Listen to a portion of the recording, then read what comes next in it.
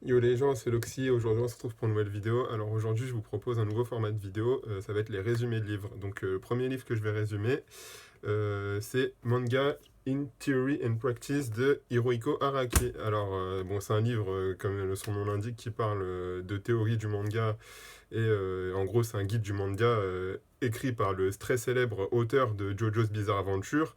Donc voilà, pour ceux qui connaissent pas, c'est un GOAT des mangas, comme on dit, hein, c'est un des greatest of all time. C'est-à-dire que le mec, depuis les années 80, il est dans le game. Donc en fait, au Japon, JoJo's Bizarre Adventure, ça fait partie du triptyque des shonen neketsu les plus connus, hein, avec Dragon Ball, Slam Dunk et JoJo's, hein. Voilà quoi, c'est un peu un classique. Bon alors, en gros, Hirohiko Araki, il propose dans ce livre une marche à suivre qui se veut ultra simple en fait pour aider les débutants à faire des bonnes histoires. D'accord, c'est le truc qui va appeler la voie dorée du manga. C'est pas une recette magique, c'est plus une carte, une espèce de carte, une espèce de guide en fait pour éviter de faire des erreurs de merde en ce qui concerne avant tout le scénario. Donc là, je vais vous expliquer en fait ces préceptes et puis à la fin de la vidéo, je vous dirai ce que j'en ai pensé. Alors, première chose, pour Hirohiko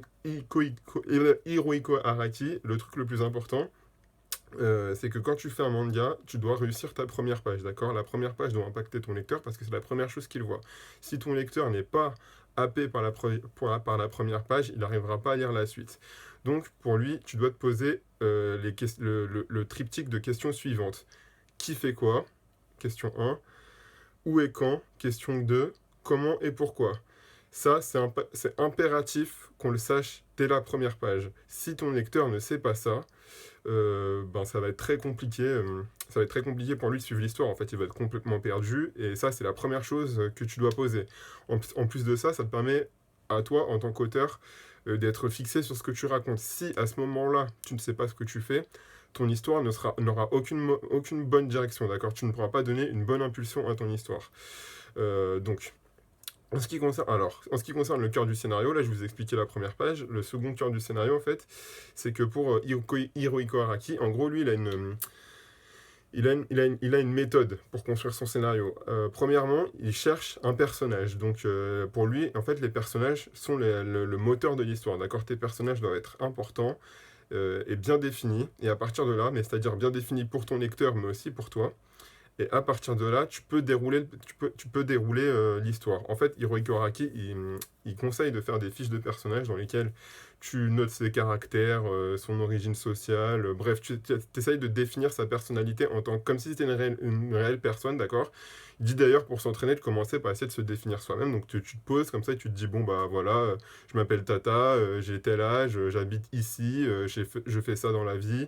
J'aime ci, j'aime pas ça, bref voilà. Et en fait, à partir de là, si tu préfères, ça va un peu servir d'espèce d'axiome, de base comportementale dans ton personnage. Et en fait, après, dès que tu le mettras en situation, eh ben, tu n'auras plus à réfléchir à ce qu'il fait pour le faire agir dans ton histoire, en fait. Et ça te facilite énormément la tâche dans ta construction de scénario. Sachant que pour Hirohiko Araki, en fait, un bon manga peut reposer quasi exclusivement que sur ses personnages. Et c'est beaucoup plus rare, en fait, les mangas qui reposent sur un bon scénario, une bonne histoire, que les mangas qui ont des bons personnages. Là, Hirohiko Araki, il cherche pas à te dire, à te faire des mangas d'auteur, d'accord? Pour lui, la voie dorée du manga, c'est comment faire un manga populaire. Donc en fait, si tu regardes bien, la quasi-totalité des mangas populaires ont des personnages forts. Des personnages forts, identifiables, et tu sais qui est qui, quoi.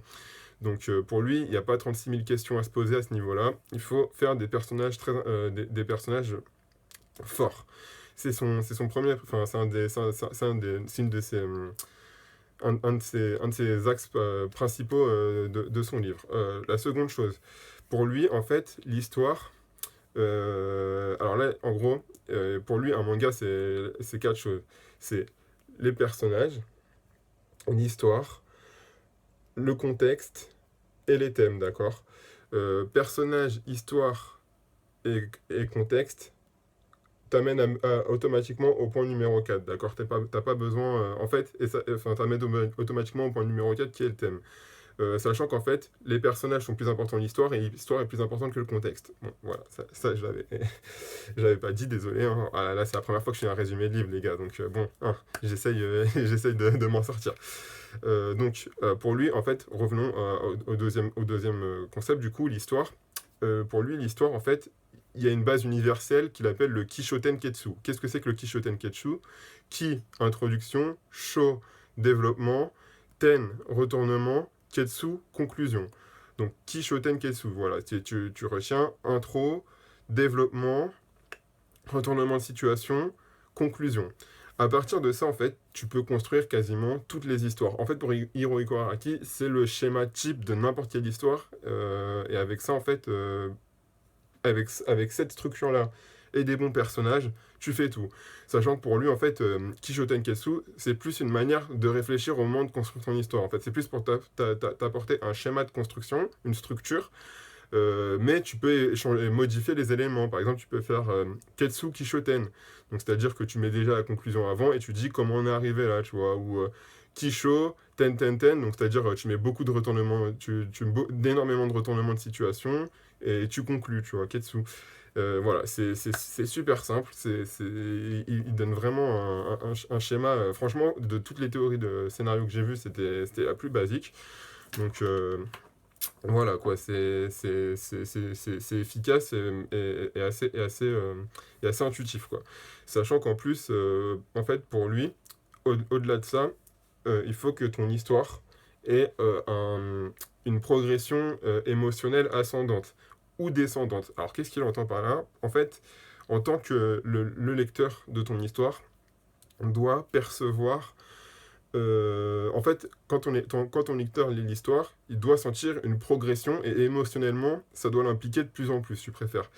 Un exemple à la con que je pourrais donner, c'est si tu vois un manga de shonen où il y a où il y a un tournoi, tu vois, donc je sais pas, tournoi de sport ou tournoi de combat, tu vois, on va suivre un personnage principal et en fait, on va vouloir qu'il gagne. Et si tu préfères, chaque victoire ça va t'impliquer encore plus émotionnellement parce que tu vas te dire non mais la prochaine faut qu'il gagne le tournoi, tu vois. C'est comme quand on suit les matchs de foot à la télé ou quoi, que l'équipe elle monte, bah là t'es tout le temps t'es tout le temps plus derrière, tu vois, parce que plus ça monte, plus l'enjeu est énorme, plus t'es impliqué émotionnellement, et en plus il y a une logique d'ascendant, tu vois, il y a une logique de la joie va être énorme, tu vois, la joie est en train de monter, tu vois, au début la victoire est hypothétique, et plus la victoire est proche, plus t'es impliqué émotionnellement, plus les émotions sont fortes et plus t'es dedans. Donc voilà, pour lui c'est vraiment la courbe à suivre, tu vois, une courbe, pour lui la courbe du manga doit être croissante, tu vois, la courbe émotionnelle doit être croissante, tu vois. Et il y a un autre schéma possible au niveau des courbes émotionnelles scénaristiques, c'est la courbe émotionnelle descendante. C'est-à-dire que pour lui aussi, tu peux faire une courbe où en fait ton personnage, il va lui arriver de plus en plus de merde, de plus en plus de conneries et compagnie, et même si c'est très badant, ben ça peut fonctionner, tu vois. Donc lui, ce qu'il donne comme exemple, c'est le parrain 2. Du coup, bah, pour ceux qui n'ont pas vu, en fait, c'est le personnage, en fait, de plus en plus, le mec, en fait, ils sont de plus en plus dans le mal, en fait, dans le mal, c'est-à-dire que c'est un mec qui, au départ, se dit, non, moi, je vais être clean, et, enfin, clean à peu près, tu vois, c'est un mafieux, mais je veux dire, il voulait être gentil mafieux, entre guillemets, enfin, il n'était pas à propos de tout ce monde-là, et puis à la fin, bah, le mec, c'est limite, il tue sa famille, tu vois. Donc, c'est ça qu'il entend par courbe émotionnelle descendante, quoi. C'est-à-dire qu'au lieu d'aller vers un accroissement d'émotions positives, on va vers un accroissement d'émotions négatives. Ce qui peut fonctionner, mais qui est pas forcément conseillé si tu veux faire un manga très populaire. Parce qu'en fait, la majorité des gens sont à la recherche, quand ils regardent une œuvre, d'une augmentation émotionnelle positive, tu vois. Le négatif, ça fait pas vendre. Sachant que pour lui, en fait, le pire des trucs que tu peux faire, c'est un truc en dents de scie où ça fait positif, négatif, positif, négatif, positif, négatif, et qu'à la fin, on arrive à un point qui remet au statu quo, quoi. Parce que le point A et que le point B se trouvent sur la main droite, en fait, pour lui, c'est mort. Pour lui, t'es obligé de monter. Voilà quoi. Même si dans la réalité, la vie, c'est plus une dent de scie qu'une courbe ascendante ou descendante. Mais bon, pour lui, quand tu fais de la fiction, t'es pas là pour représenter la réalité, t'es là pour faire kiffer les gens. En tout cas, dans la philosophie d'Hiro Kuraki, c'est comme ça. Pour lui, le manga, c'est avant tout de l'entertainment. Et donc, voilà quoi. Donc, histoire, personnage. Donc le troisième truc qui vient, c'est le contexte. Alors pour lui, en fait, le contexte, c'est l'univers, en gros, c'est l'univers, et l'univers, en gros, c'est ce qui permet d'immerger ton lecteur. Donc en fait, à partir de là, l'univers, si tu préfères, dans un manga populaire, en fait, un manga populaire, si tu préfères, tu checks sur Internet, ils ont tous des wiki machins, les fans, ils font des théories, tu vois, il y a qu'à voir pour One Piece, le nombre de mecs qui ont ouvert des chaînes YouTube juste pour parler de One Piece et faire des théories sur One Piece, bordel. Les gens, ils aiment bien faire des fanfics et compagnie. Ça tient de l'univers, en fait. Donc l'univers, c'est tout l'au-delà des personnages et de l'histoire que tu vas englober. Même si il découle forcément des deux premiers points, tu vois. C'est pour ça que l'univers est moins important.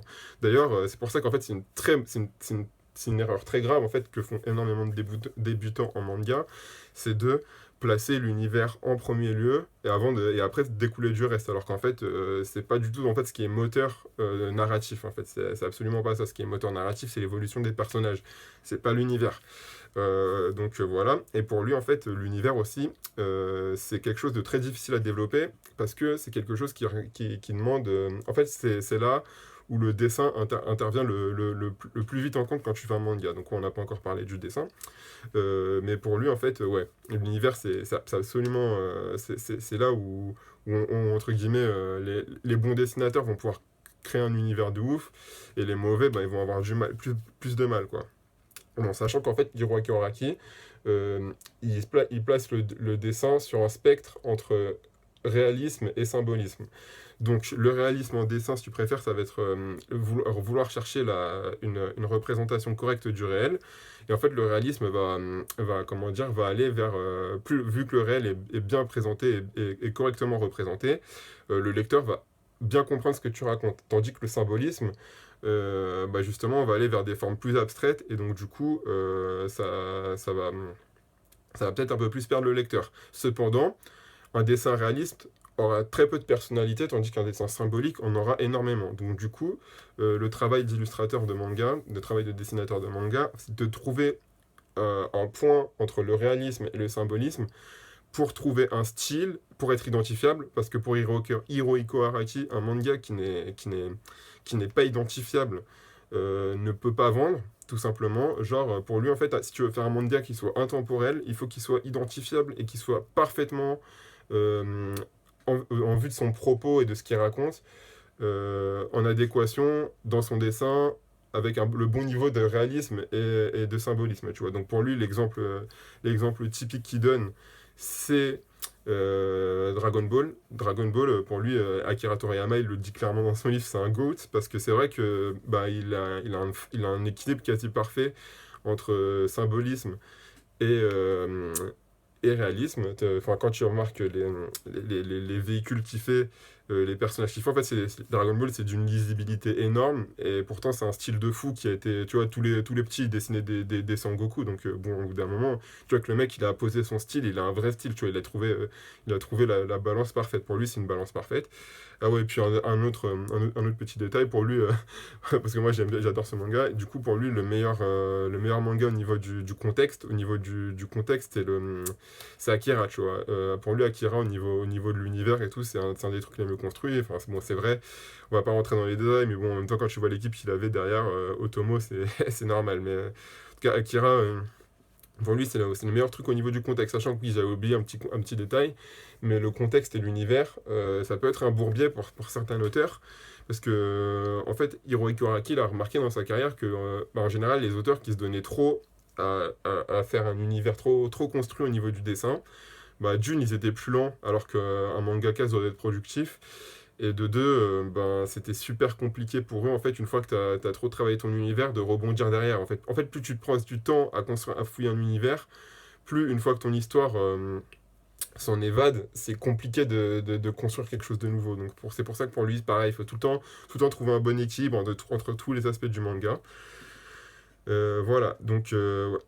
Alors pour lui, Le thème, en fait, le quatrième point qui est le thème, bah, ça découle de tout le reste. Et en fait, tu peux pas faire un manga, un manga à succès sans thème. En fait, le thème, c'est concrètement ce que tu racontes dans le fond. Tu peux faire un manga qui se lit très bien, qui a un fort univers, mais au final, s'il n'y a pas de thème, si tu préfères, les gens ils vont trouver ça teubé. Donc, moi, l'exemple que je te donnerais, c'est Fairy Tail. Tu vois, Fairy Tail, les personnages sont identifiés, ils sont assez forts.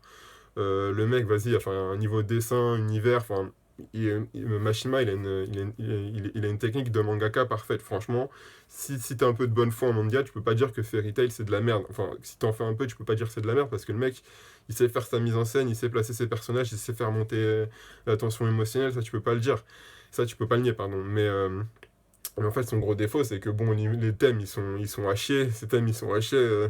C'est des thèmes de merde, quoi. Enfin, c'est les pouvoirs. Enfin, tout le monde se fout de la gueule de ces thèmes tellement c'est cucu. Et puis en plus, lui-même, au niveau de ses histoires, bon, bah, il se fout un peu de la gueule du monde, tu vois. Tu vois, au bout d'un moment, tu vois que ça raconte plus rien, son truc. Et c'est pour ça que, même si tu préfères, même si avec les trois premiers éléments, tu peux faire un énorme succès, un énorme hit, bon, bah, au bout de 2 ans, les gens ils vont se dire, mais c'est quoi cette merde qu'on a lue, tu vois, au final. Bon, bah, là, c'est pareil, tu vois, tu peux pas faire un classique. Et donc, pour lui, un classique, un thème fort, ben, est obligé d'en ressortir, quoi. Donc, pour lui, enfin, pour Hiroki Araki, c'est pas forcément quelque chose que tu dois travailler directement. Tu peux, dans certaines conditions, tu peux partir du thème pour construire ton histoire, mais pour lui, si tu as bien suivi le process qu'il te donne, c'est-à-dire de faire personnage, histoire, contexte, tu as forcément un thème qui se vaut, d'accord. Sachant que pour lui, en fait, Hiroki Araki part du principe que faire une histoire, en fait, c'est tout simplement placer son personnage dans de bonnes conditions. Donc, bon, hein, pour lui, en gros, c'est faire juste un bon personnage. Alors, ouais, voilà, pour terminer, je vais te donner quelques petits conseils qu'il peut donner. Alors là, il a pas, dans son livre, il donne pas forcément d'énormes conseils de dessin, mis à part les trucs classiques du style, ouais, faites de l'anatomie, faites du modèle vivant, faites de l'observation, compagnie. Bon, bref, ça tu le trouveras partout sur Internet. Moi, l'endroit où je trouve qu'il dit des trucs intéressants, c'est que pour maîtriser des techniques, en fait, il donne une technique en fait pour maîtriser en fait plus au niveau du dessin tout ce qui est éléments physiques en fait, et ça se rapproche énormément de la philosophie en fait que pouvaient avoir les artistes de la Renaissance comme Léonard de Vinci. Ce qui en plus est logique parce que Hiro Koraki est un énorme fan de culture gréco-latine. Donc en fait, d'ailleurs son dessin il a inspiré ça. Son style a été inspiré ça. Ah oui, bon, aparté, mais aussi pour trouver un style graphique pour lui, en gros, c'est un déclic que tu dois avoir. Tu dois pas chercher, mais au bout d'un moment, c'est ta sensibilité qui est censée s'exprimer. Bon, fin de la parenthèse. Et en gros, pour lui, comme technique pour mieux dessiner, il te propose en fait d'apprendre à dessiner les éléments en fait. Donc par exemple, si tu apprends à dessiner correctement le feu, en fait, ça t'apprendra à dessiner le vent. Donc en fait, dessiner l'air, c'est quelque chose d'extrêmement difficile, mais si tu préfères, c'est des petits détails qui vont rajouter de la consistance à ton dessin. Apprendre à dessiner l'eau, c'est apprendre à dessiner la gravité. Apprendre à dessiner l'air, c'est apprendre à dessiner l'espace. Et apprendre à dessiner les lumières, en fait, ça passe. Enfin, si tu préfères en dessinant des pierres, tu peux apprendre à dessiner les lumières et compagnie. Donc, moi, vu que j'ai pas fait, jamais fait d'études en art et tout ça, c'est quelque chose que j'avais jamais lu nulle part. Et à titre personnel, je pense que c'est des conseils que je vais suivre parce que c'est des trucs que j'ai jamais fait. Et c'est vrai que, enfin, mes décors, ils sont totalement bidons et c'est sûrement à cause de ça. Donc, ben, je vais essayer de taffer sur ça, mais pour moi, c'est un, c'est un méga conseil qu'il donne là, donc bon, je vous le partage. Voilà, voilà. Donc, je trouve que franchement, c'est peut-être un des meilleurs livres de théorie du manga que j'ai lu. En plus, ça vient d'un GOAT, donc forcément, moi, je trouve ça vraiment stylé, quoi. Enfin, c'est comme si Toriyama il te sortait un livre, comme si Otomo il te sortait un livre. C'est juste énorme. Euh, Après, personnellement, je trouve qu'il y a quand même certains détails où il se prend pas trop la tête. Par exemple, c'est vrai qu'au niveau du dessin, c'est assez light les conseils qu'il donne. Et après, sa technique de scénario, en fait, elle lui est vraiment propre, tu vois. Et si tu vois le travail de Araki, en fait, à partir de ce livre-là, bah, tu comprendras tout parce qu'il dit lui-même, il livre toutes ses ficelles. Et c'est vrai que bah, là, maintenant, tu comprends qu'en fait, que malgré le fait que JoJo's Bizarre Adventure, ça soit un manga qui soit, comment dire, très original, très ceci, les gens disent que c'est incroyable, on n'a jamais vu ça et tout. Mais en fait, c'est un mec qui marche avec un système en fait très très très très huilé en fait. C'est un manga qui est pas du tout dessiné dans le hasard, ou alors entre guillemets, il sait placer son hasard, quoi. Et donc, j'ai envie de te dire, en vrai, c'est peut-être pour ça que c'est peut-être pour ça que c'est aussi bien, parce que, en fait, Jojo's Bizarre Adventure, c'est du n'importe quoi, ultra contrôlé. Voilà, voilà. Il manque aussi peut-être un peu d'éléments à propos de la mise en scène, en fait, parce que pour lui, en fait, la mise en scène, il dit juste de suivre en fait des préceptes de cinématographique, donc regarder comment analyser comment est mis en scène comment sont mis en scène les films, et en fait de plus se référer à des ouvrages de cinéma pour tout ce qui est de la mise en scène et de l'adapter directement au manga. Le truc aussi que je trouve un peu lèche, c'est au niveau il y a zéro explication sur la création de page en tant que telle, sur le découpage, sur l'usage des noirs et des gris, du sens de lecture de l'œil et compagnie, alors qu'en fait c'est primordial dans le manga et ça il en parle pas du tout. Donc c'est peut-être parce que chez les Japonais c'est un peu trop d'instinct tout ça. Mais je pense que les Occidentaux, en fait, c'est pas du tout une culture qu'on a, la culture de la lecture graphique, en fait, parce que les Japonais, leur écriture, c'est directement des images, en fait. Donc, leur kanji et tout, c'est issu de dessins à l'origine. Donc, c'est vrai qu'on n'a pas trop cette logique-là. Nous, on est peut-être beaucoup plus abstrait. Donc, ça fait peut-être qu'on comprend, enfin, qu'on n'a pas cette habitude à la lecture graphique immédiate, en fait, que les Japonais ont. Donc je trouve c'est un peu dommage qu'il n'en ait pas parlé. Donc, ah oui, petit aparté que je voulais dire. Pour lui, en fait, il arrive à donner une distinction une distinction claire entre manga et BD occidental. Et en fait, pour lui, ça vient, cette distinction-là, tu la vois dans le storyboard, parce qu'en fait, un manga va retracer le récit, notamment à travers des émotions de ses personnages, tandis que la BD occidentale, en fait, va se concentrer dans le dessin et dans sa mise en scène, euh, dans une composition plus globale et plus vers le beau dessin, quoi. Et ça, en gros, du coup, on va se détacher un peu des émotions du personnage pour passer plus d'un récit à la première personne à un récit à la troisième personne, quoi. Voilà, voilou. Bon, je vous remercie de m'avoir écouté. Donc, si t'as kiffé la vidéo et que voilà, hein, si t'as kiffé la vidéo, bah tu peux partager, etc. quoi, surtout pour si tu fais des mangas et tout, ça, je pense que ça peut aider beaucoup de gens. Je vais me mettre. Non, je sais pas si je te mets un lien d'affiliation dans les commentaires, mais bon, bref, voilà. Ben, je te dis merci de m'avoir écouté et à la prochaine.